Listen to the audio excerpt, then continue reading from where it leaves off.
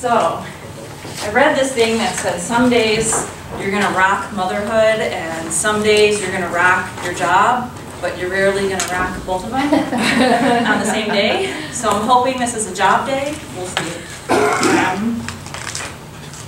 So this is going to be, I'm going to talk about what reports you should run and when you should run them.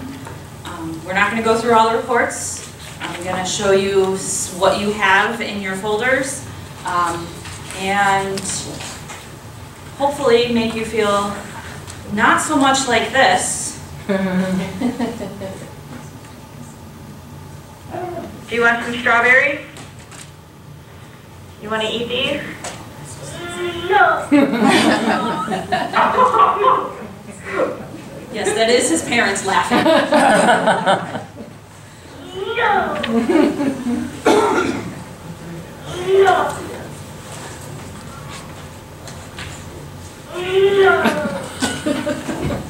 Okay, so if this is how you feel about reports, no! Hopefully this will make you feel a little better. How do I, okay, there. So the first thing I gave you in your folder is this document, and I'm hoping this helps you all know what reports you should run and when. There are a lot of reports that can be run, and it can be really overwhelming. So what I've done, hopefully to help you not feel so overwhelmed, is give the report when, or maybe how often is better, you should run it, where you can find it, because that's the other thing that makes people feel really uneasy about reports, is that there's several different places to go to find them. And then any notes, and this is a live Google Doc. I printed it out for you so you'd have to today. Actually, I didn't print it out. Cindy printed it out and then stuffed all the envelopes like 5 minutes before the meeting, so thanks to Cindy, because I was not prepared. And so any notes, as we go around along, as time moves forward, I will add more notes or other comments and questions that you guys may have about reports. I will take this opportunity to point out that if you do no other report, do your pull list every day. So, and if you do not find items on your pull list, you need to mark them missing. They are still bound to you, even if you hit list pulled and you didn't check them in. They will show up day after day after day. I wish the software didn't work that way, but it does. So once it's on your pull list, it's pretty much bound to you until you mark it missing. So that is the most important report that you should be doing every single day. Then there are some others. And so part of this, why I put this together, is we had an email from one of the public libraries asking about what reports they should be running, and they really had no idea about notices for review. So when I went out there, I got a little, Pam and I went out there and we were a little nervous. Well, I should say I was a little concerned that they didn't know about notices for review, they didn't know about your expired or canceled holds, they didn't know about hold shells, they didn't know anything about item reporter. And this was not a new director, this was somebody who'd been around for several years. So it just made me really concerned about what other gaps are out there in knowledge. So that's why you're getting this presentation. So I should have started with that. Like I said, some days you rock job, some days you rock paramedic. Cheryl, can I add one thing real quick? Yeah. If you have the only holding for an item and it's missing, please contact the borrowing library. Yeah. And I've noticed that sometimes people aren't following up with that to lend or to let them know that that item is missing. So then the request just sits there. Mm-hmm. Yeah, it will. Or if yours is, oh, I have to repeat that. So Michelle said, If you are the only, if you have the only holding copy and it goes lost or it's missing, let the borrowing patron's library know so that they can then look for maybe a different version or go to MinLink or something like that, or buy a copy, you know, just so the request doesn't just sit there in limbo forever and ever, which it will. Okay, so these hopefully will help you. You know, there's some that we recommend you're running daily. There's some that you can run monthly, quarterly. There's some that you run as needed. And I've tried in most cases, if it's in Web Reporter, to give you the actual folder in Web Reporter because sometimes it's not as intuitive as it should be. So, but that's kind of Web Reporter in a nutshell. So, I've also given you, how do I go back? Go back. There. Okay. I've also given you this document from, I couldn't believe it was 7 years old when I looked at it. And this is an explanation of some of the reports, not all of them. I still have work to do on this document and I'll update it. But this is an explanation of some of the reports that are on that timeline, if you feel you need more explanation. Okay? So that goes in here. Talks about patron cleanup, request cleanup, LR, etc. Okay? Those are the two items in your folders. So let's break this down a little bit. So one of the things that's really overwhelming about reports is that there are basically, to keep it simple, two places for running reports. There's Horizon and there's Web Reporter. So I'm going to show you some of the reports in Horizon, again because I don't know what gaps there are in people's knowledge. And sometimes I show people a report and they go, that report exists. And I'm like, yes, yes it does. So go into circulation, into CERC reports, and you guys are all familiar with this, I assume, because you're all running your pull list every day and marking your stuff missing when you don't find it and contacting the library if you need to.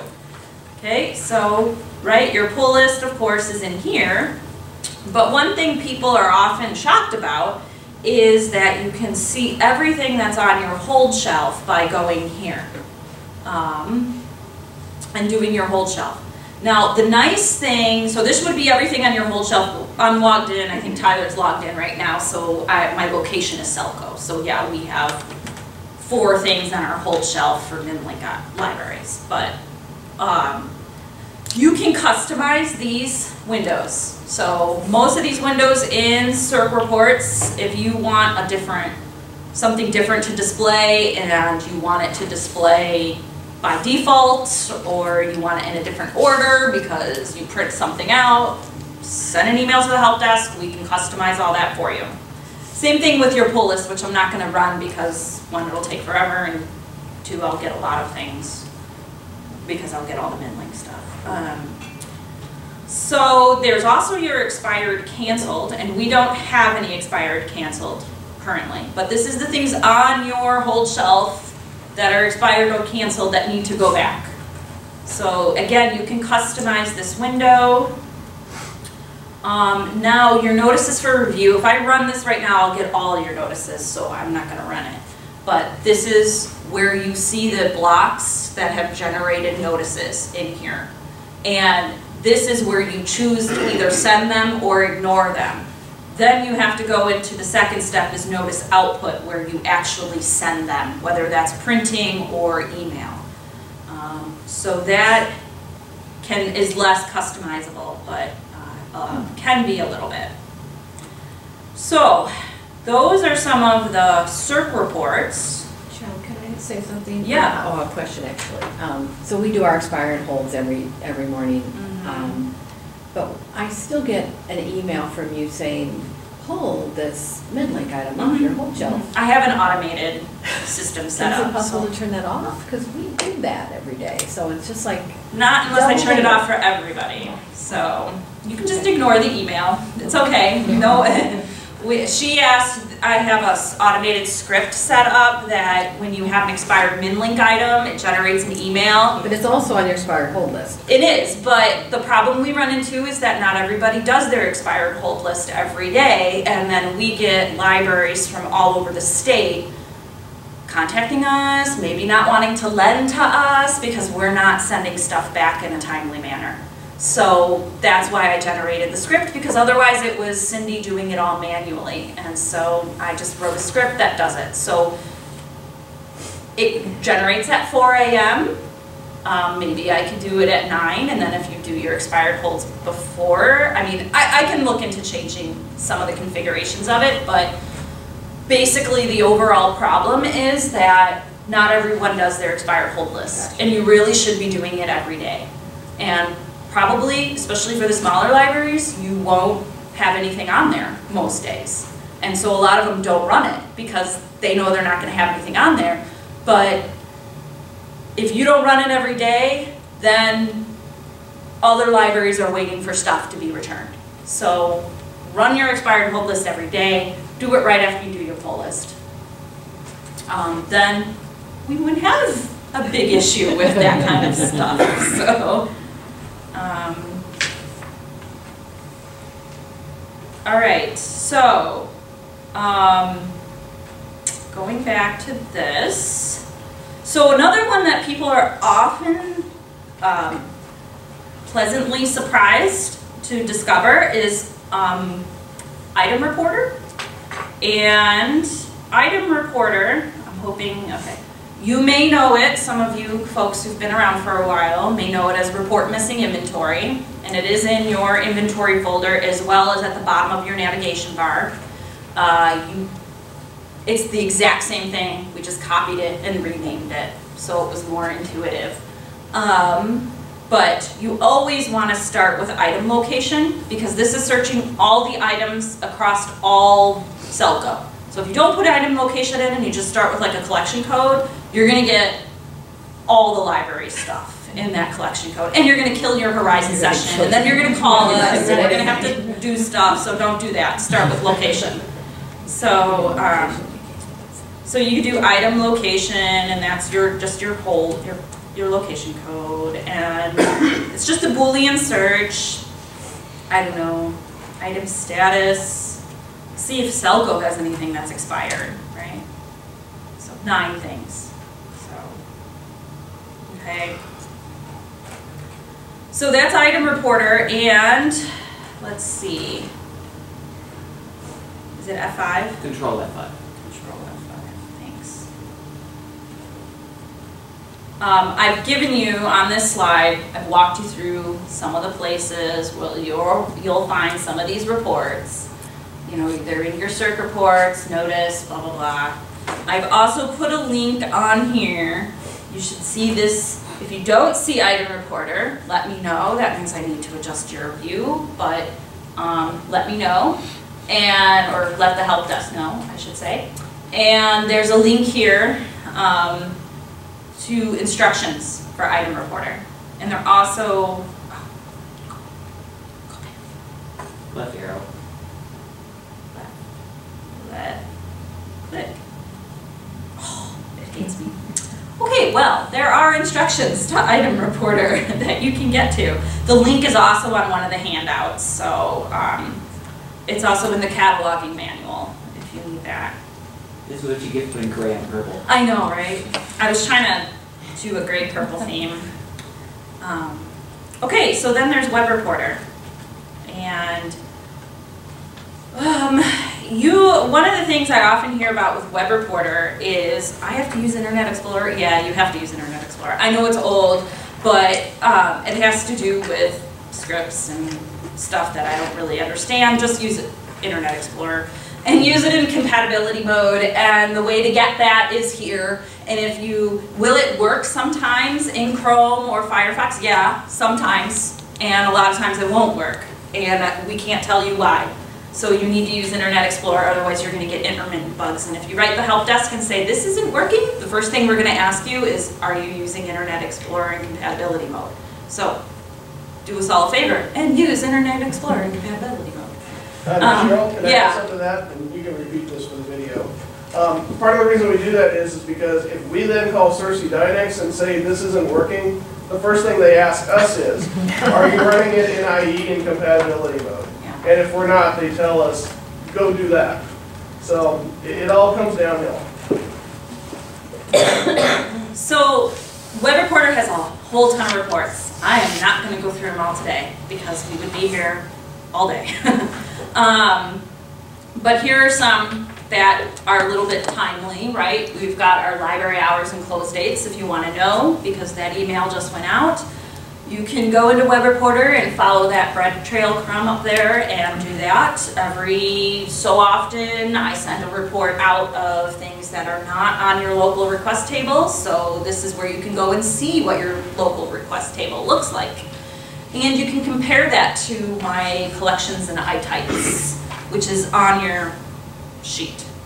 And then there's the staff user list that Tyler will send an email out at some point and say, get rid of all the people who aren't really working for you anymore. So then there are some other areas and other reports, right? There's the inventory folder where you have all the inventory reports. And we try and keep the inventory instructions in the bags so that you have them when you're going to do the inventory, but they're all in Google Docs too, so we can send you the link if you're gearing up for an inventory. In the cataloging folder, there are some other kind of reports. Oops, I misspelled bid report. There's the bid quick search, the item barcode lookup. I don't know if I'd call that a report so much as just something that I thought I'd point out. And the bid report. The nice thing about the bid quick search is it does take you right to the MARC record, so you don't have to do the F10 send to. The item barcode lookup brings you right to the item record, which sometimes cuts time off. And bid report lets you search bid records similarly to how you search item records. So you can look for dates, you can look for created by users, all that stuff in that top section of the MARC record when you hit the, what is that, the exclamation point? So it lets you search for that. We use that a lot here for cleanup, for IP bibs a lot. There's also a Cert Privileges and Parameter app that you can find on the Selco website, and I've given you the instruction, the path here. It's also on your paper. This is an old app that shows you what your circulation privileges and parameters are, along with all of your exceptions. So my books check out, my iType of OV1 checks out for 3 weeks, but my exceptions are, you click on and it'll give you your exceptions. So that's where, when you guys need new iTypes or doing something new, I'll probably tell you to go take a look at your cert privileges and parameters. It is old, I do have plans to redo it. You can see it also in Web Reporter, but the layout is not as useful. So here's a couple reports that we're running. I mentioned the IP with circulating items. We run a report, and if the bid is in the status of in process and you have an item attached that is available or checked out or in transit or on a hold shelf, those are circulating statuses, then we clean it up. And if we see you're doing it a lot, you get an email from us saying, remember to complete your bid records. We do a lot of cleanup with OCLC numbers, a whole bunch of stuff with bids to archive and withdrawn. And then those top ones are the emails that you occasionally see me send out saying, I'm gearing up to do this, please take this action. So, let's see. So, hopefully, this is how you feel. A little bit.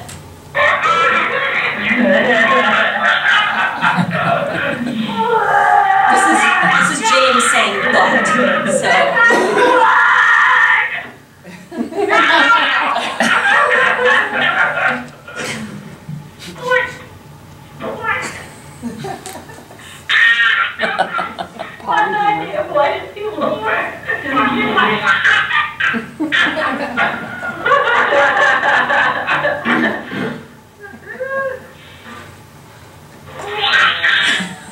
Sorry, it's pretty adorable. Okay. All right, so obviously I don't expect you to memorize everything about reports in a 10, 15-minute session in front of some of you, not all of you. So we have internally been talking about doing a workshop in the spring, probably before the annual report. Yeah, gearing up for that, and it would be a hands-on, bring your device, come here, we'll answer your questions and walk you through stuff, and hopefully you can tell us what we can do to help you. So type session. Hopefully. I think it'll happen, but questions, comments, concerns? Rachel? I know that Blue Cloud Analytics was a hot topic for the last couple years. Any updates on that? I'm gonna take that one. Turn my life. So Blue Cloud Analytics, it has been something we've talked about and even presented on in this group before, but we have been working with, there are several problems with it. Primarily is that it only comes out of the box, so we can only run reports on the stuff which Cersei Dynamics decided to give us, and we have to do it the way that they do it instead of our custom way of running reports. So for the time being, we are working with Cersei Dynamics under a revised pricing model until it is functional for our consortium to be able to use Blue Cloud Analytics. We basically need to be able to port in our custom tables and stuff from Verizon, like local request. That is not a built-in feature, that's something that we added in. So we can't run reports on it without being able to port in our own data. And we can't do custom queries against the data, like saying if this, this, and this, then this, like we normally do for our web reporter reports. So they keep on giving us timelines. I don't know when it's going to be ready. Thanks. So the short answer is no, we don't know when it's going to be ready for us. And also, it's been a while since I've looked at it, but memory serves, it's still based off of MicroStrategy's web reporter software. So it isn't going to be... It's a much newer version, so it's fancier and works faster, but it's still the basic core of web reporter. And you won't be sharing logins, or Yes, that one will have individualized logins. would help with some of the problems people have with web reporter. Anything else? Okay, go back, run your reports, ask questions. So, we could just spend the rest of the time watching videos of Brennan if you wanted. So. She'll do it. Yeah. Okay, wait, I'm going again. You wanted yours adjacent, so. Oh yeah, that's right, I have the help desk, so I was just gonna do them both back to back. Okay, I have no more videos of Brennan. But we can log on to Facebook and take pictures of, or look at pictures of Brennan or Nola or somebody else's babies. So, okay.